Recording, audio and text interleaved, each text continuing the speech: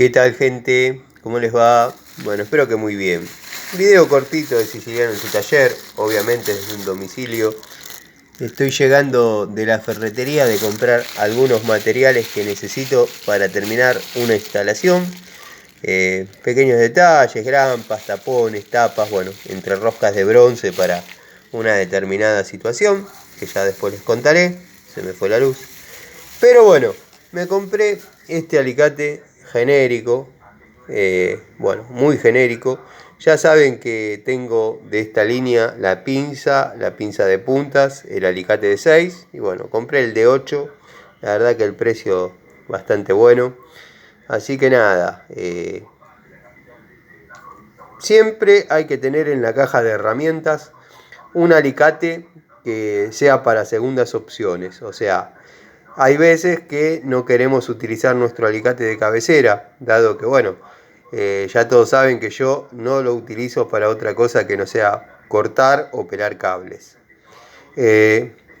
Generalmente, cuando me toca hacer otro trabajo, bueno, tengo un alicate destinado para ese fin. Como por ejemplo, un trabajo que hago de muy chico es el cambio de cinta de persiana y lo corto con un alicate. Las corto con un alicate porque el corte es limpio, pero el alicate es uno destinado a ese fin. Así que bueno, nada, les quería dejar este tips, siempre tener un alicate secundario en la caja, como para poder salir de alguna situación donde no queremos exponer el filo de nuestro alicate de cabecera.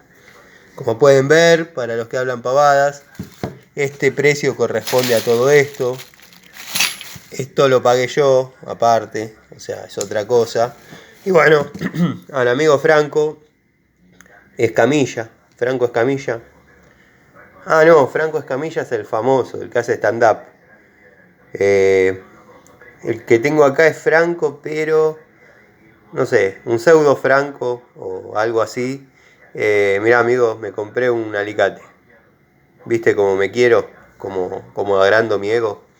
Andá a contarle a Maxi. Nos vemos. Maxi, el señor Talo Ilacqua se compró un alicate. Re berreta.